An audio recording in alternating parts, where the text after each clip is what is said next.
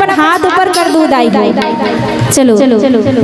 तीन पतिया बेल हीर देला भाई,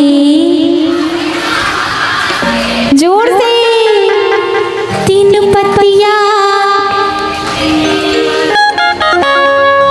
देखो यूट्यूब में आओ सबको झलना, कैमरा लगे कैमरा तो सबको झलना, जोर जोर से गाना है ना, ताकि आप मन अपन आपला बाद में देखो ना तकाहत बने कि हृदय में बने जाए कारा लगा हो कि बोलो शंकर भगवान की जय हो।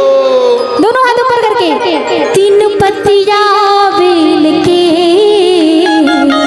हीर देला भाई मोर महादेव के। तीन पतिया बेल के हीर देला भाई मोर महादेव के।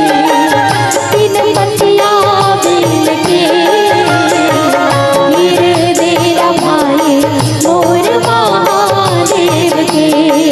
तीन पतिया बेल के हीर देला भाई मोर महादेव के।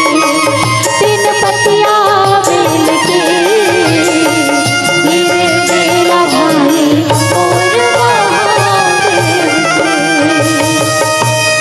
हीर देला भाई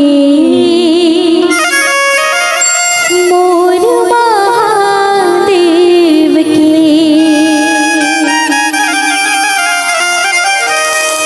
बोल शंकर भगवान की जय, बोल राजा रामचंद्र की